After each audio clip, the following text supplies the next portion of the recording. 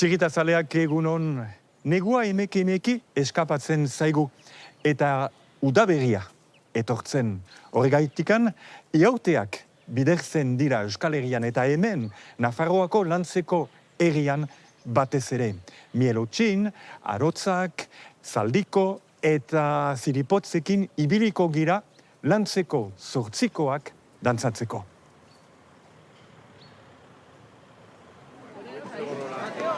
Poneros ahí todos en bulto, venga. Mira, te os van a sacar. Ah, qué bien. Ahí. Lucas, ¿te pones, cariño?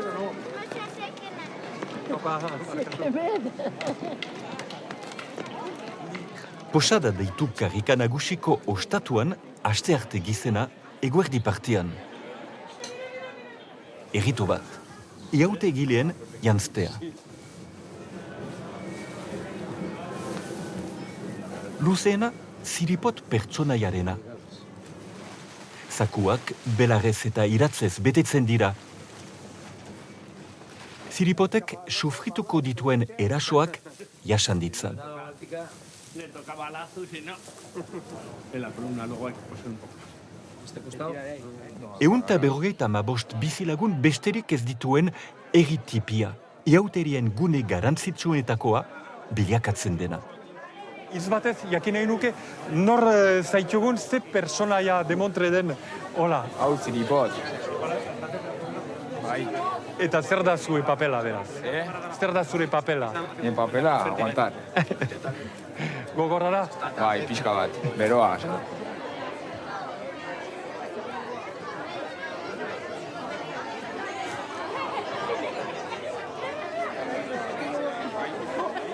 Eta gero ze pasatuko da zure personaiarekin? Ibilko zera edo nola? Ibilko naiz herritik eta botako didate lurrera eta altxatuko didate eta hola. Aguantatu bera.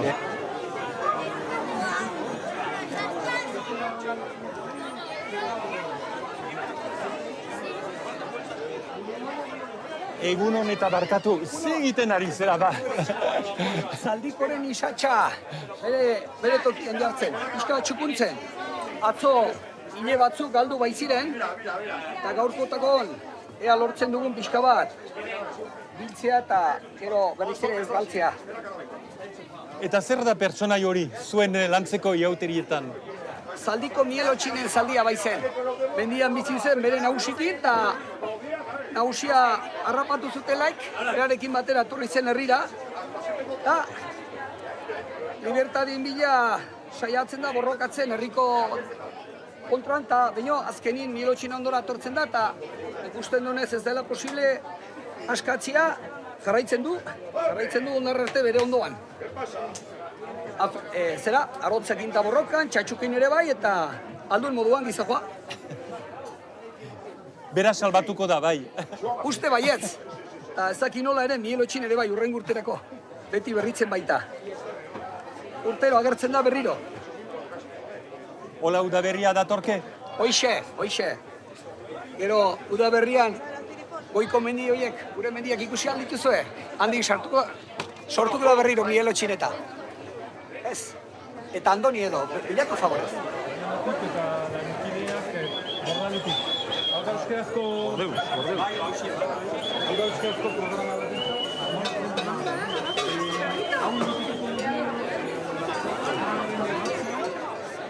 Zaldiko jauna? Launako. Barkatu. Zunako. Zer da zure rola? Txartatea zuen. Basa da? Hau, poni ustela. Bai, Zer da bere papela? Estaten aldiguzu, mesede? Bai, bere papera da Ziripot otolori botatzia. Ziripot da Mielotxin laguna eta inbarrauna bota. Eta zuek zer eginen duzie beraz? Harrapatu? Guk lagundu Ziripoteri, gu Ziripoten alde, beti. Papera onaren alde. Eta gaiztoa beraz, Mielotxin, ezta? Hoi da. Eta egunean zehar, harrapatzekotan ibiliko zarete, eta gero nola bukatuko zaio eguna? Hoi polita, gau inkusiko da nola. Bai. Zuek pozik horren egitea? Hombre! Gu alai eta pozik. Gainera ikusten badugu geldi dagoela eta badugula ongi kontua eta ezin dela joan inora, ordu nobena. Momenturik hori. Bikai. Ondo pasa beraz.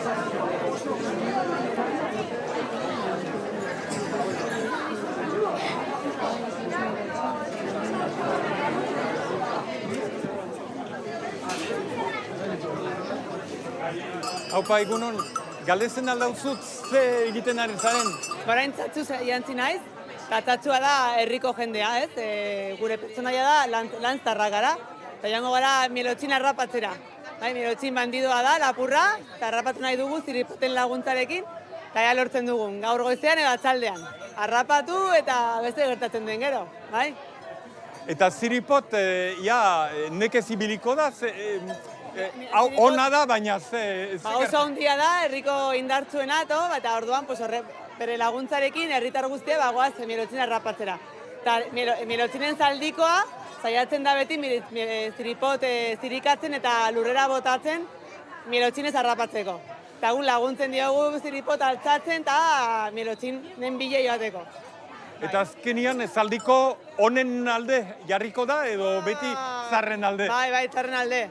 Arotzek hartzen dute, ferratuz, bizka bat hori ez gure aldera ekartzeko, baina zaila da. Bera nahi du, beti mielotxinen alde dago, bai, zaldikoa.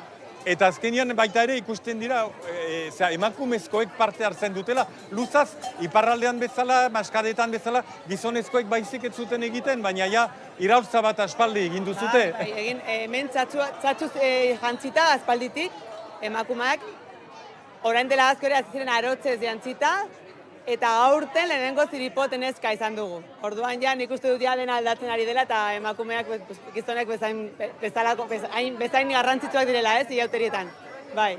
Ongi pasa beraz, mire esker. Eskerrik asko, zure etortzeagatik. Venga, jo.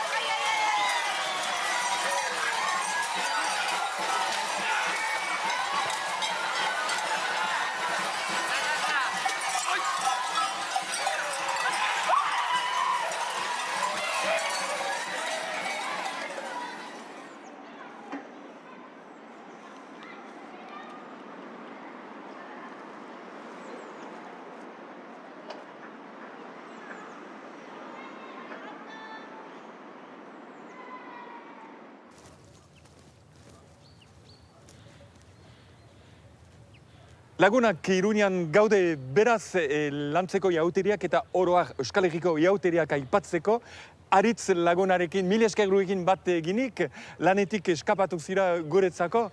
Beraz, zaitugu, Iruñako dantzatale baten burua, dantzaz aditua, jauterietaz aditua, baina zer dira beraz, eta biziki famatuak baitira lantzeko jauteriak. Bueno, lantzeko inauteriak egia esan, Nafarroan diren inauteri famatuetakoak dira, eta aspalditik famatuak. Jadanik 1991 urtean Baioleta Alfor folklore ikertzale emazte ingelesa bertan izan zen, lantzean, bertako inauteriak ikertzen, eta bere ikerketa horrek deitu zuen beste ikerlari batzuen arreta ere. 1940 hamarkadan, 1960 hamarkadan ere, bertan izan ziren beste ikerlari batzuk, nahiz eta debekatuak ziren, Espainiako gerra denboran inauteriak egitea debekatua izan zen, eta beraz, gelditu ziren behintzat karrikan egiten ziren inauteri horiek, gero ostatu barruan egiten zen inauteriak ikuste jarraitu zuela, eta horrek azalduko luke esate baterako lantzeko 8koa galdu ez izana, baina debekatuak ziren garai hortan, izan ziren 2 galde edo 2 eske inauteriak egun batez sortzeko. Hori izan zen 1994 urtean eta 1964 urtean agian famatuagoa, Karo Baroja anaiek Nafarroa lau sasoinak edo dokumental horretarako egin zuten halako, karrikako mielotxinen karrika inguru horren muntaketa eta mielotxinen epaiketa eta erretzea. Orduan, ordutik berriz ere ondoko urteetan lantzeko gaztek baimena eskatu zuten inauteria egin ahal izateko eta baimena ukan zuten. Después, las máscaras alborotadoras. Entre ellas, un figurón hinchado, monstruoso, el ciripot, y otra a modo de caballo, el zaldico, y tras ellas, el gigante Mielotrin. El silbo y el tamboril tocan una marcha. Egia da lantzeko inauteriak bereziak direla badituelako oso pertsonai jakinak eta izaera berezia dutenak, ez? Esate baterako zaldiko edo ziripot, txatxoak ere bai, hor dantzan ari direnak edo mielotxin, ez? Arotzak ere bai eta paper jakinak dituztenak, ez?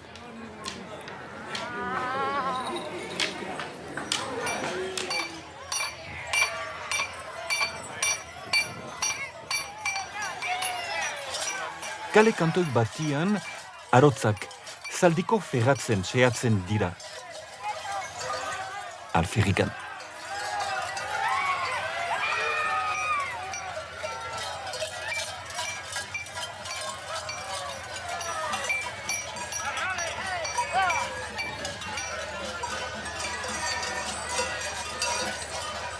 Koloreak badira, hori da, zer ariazten dute kolore haiek gaina? Berpizte zerbait, esperantza bat, neguari bortazo bat ematen diogula? Egia da denetan agertzen direla kolore horiek, liliak jantzietan, zinta koloretakoak, badakitenek edo ikertu dituztenek aipatzen dute pixka bat nola natura berriz iratzartzen hasten den, pasada negua, urteko parte ilun hori edo eguna motxago den parte hori, hasten da eguna luzatzen, eta inauteriak lirateke pixka bat, egunaren luzatzearen hastapen hori ospatzeko modu bat, ez? Hori da, esan nahi du lerro bat, gero beste gauza batzuk ere korapilatzen dira, zerria hiltzen da, eta beraz, dira puska abiltzak, eta puskak eskatzea zerri hori albezein azkarren kontsumitu alizateko, beraz, jana eta dana, etzaren hori irudikatzeko modu bat, itzulkatzen dira urtean zeharreko ordenu hori ere itzulkatzen da. Beraz, inauteria ez da gauza bakar bat, gauza askoren nahasketa baizik.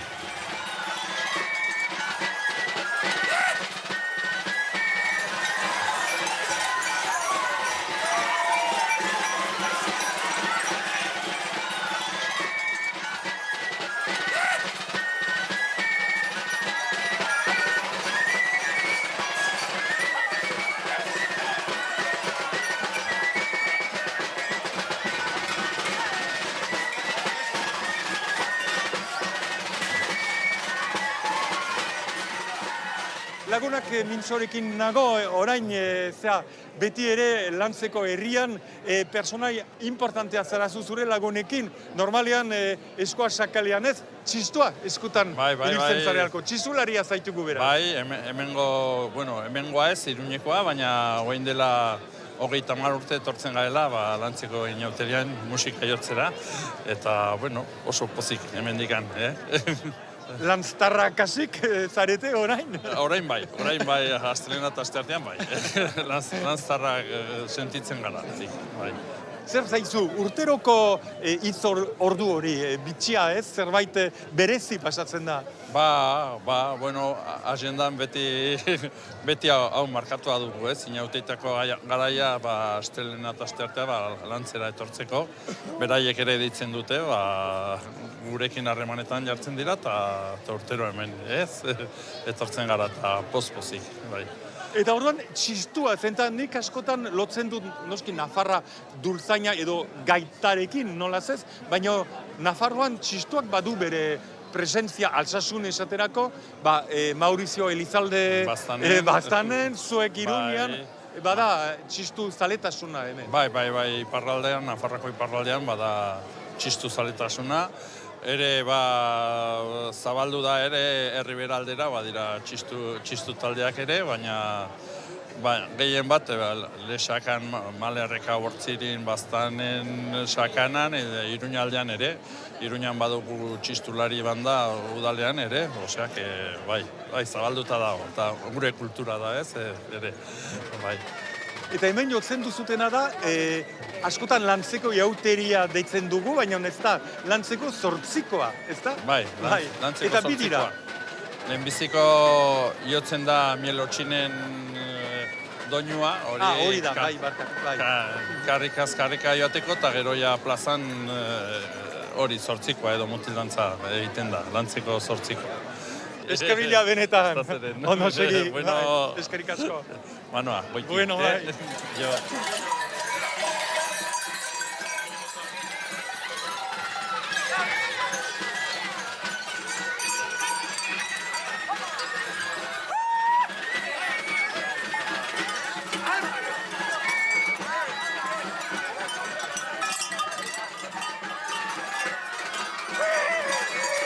Nere ustez, lantzeko inauteriaren hildo narratiboa ez da literaturan bezala, ez da eleberri bat. Da simboloz eta metaforaz beteriko alegoria bat, eta beraz ezin da azaldu osongi bakoitzak ze paper edo zer rol duen, ez? Saiatu dira, esaten dute batzuek, mielotxin zela belate inguruan zen lapur bat, eta harrapatu zutela, eta beraz botatzen zizkiotelako, hain zuzen ere, urtean zehar gertatutako gaitz guztien errua berari, hori da azalpen bat, Urbeltzek ere beste azalpen modu bat ematen dio, ez? Berak egiten du lotura ez lantzen bakarri, baizik eta inauterietan oroar, inauteriak balira bezala halako arao bat edo konjuro bat gaitza usatzeko, ez? Eta beraz, gaitza hori garai baten ekartzen zuten animali txikiek, marmutxek edo eltxoek eta otiek eta mandeuliek, ez? Horiek hausiki egiten bagaituzte, ekartzen digute gaitza, ez? Edo gaixotasuna. Eta berez, inauteriak liratekeela olako pertsonaien irudikatze moduko bat, metaforikoa beti ere, benetazkoak ez daitezen agertu, ez? Orduan, ziripot litzateke intsektuaren larba, esan genezake, ez? Oraindik intsektu bilakatu ez den larba hori, eta horregatik zaldikok bultzatzen du eta pusatzen intsektu hori ez dadin jaio. Txatxoak lirateke alako, euli olako enjambre moduko bat, eta mielotxin litzateke gosearen metafora, ez? Animali horiek bere gaitza egin ezkero, zer geratuko litzaiguken, ez? Eta da gosea eta deus ez geratzea, ez? Jatekorik ez izatea, eta dire interpretazioak, auskalo garai batean sortu zituztenean, ze izanen zuten buruan.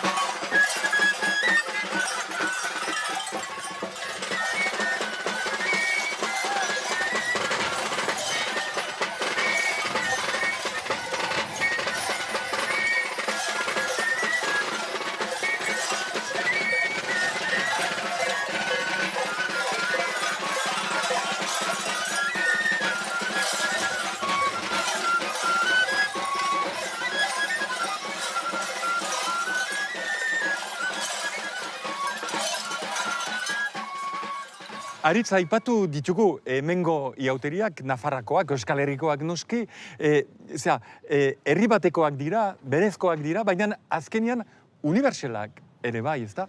Jendeak arazo eta kezka beretsuei ematen zizkien munduko toki ezberdinetan antzeko erantzunak, ez? Eta horiek usatzeko maneretan ere bai, eta horregatik ikusten ditugu esate baterako joaldunak, bai hemen, baina baita Hungarian edo Sardinian edo beste toki batzuetan, zaldikoak baita Pakistanen ere, esate baterako, edo zintaz eta txuntxurroz janzten diren pertsonaiak ere Europa guzian, eta hartzare bai Errumanian edo hemen. Beraz, polita dena da, orokortasun horren barruan, batoki bakoitzak baduela bere izaera berezia, ez? Eta bere, zertzela da eta xehetasun bereziak, eta uste dut hori dela aberasgarria, ez? Mil esker benetan Aritz, oso ondo dena argitu duzu. Bai, mil esker zuekin. Egongo gera. Bai.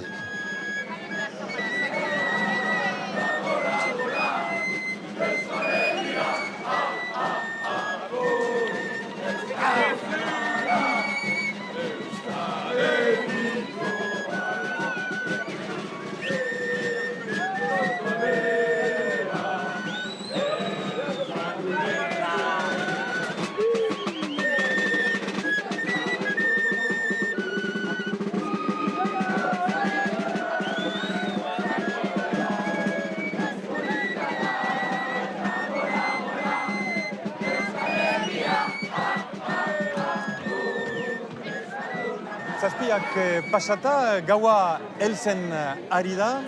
Kalez-kale ibiltzen dira dantzariak, txisulariak buru dituztelarik. Hemen giroa ikusten duzutenez berotzen ari da. Mialotxin oraindik hemen bizi da. Azken orenak biziko ditu. Laster ez dute epaituko, baina bi detonazioa entzunen ditugu. Horrek markatuko du, bukatzen zaiola bere bidea. Eta han, plazan erreko da, lantzeko zorzikoa berriz ere emanen dutenean.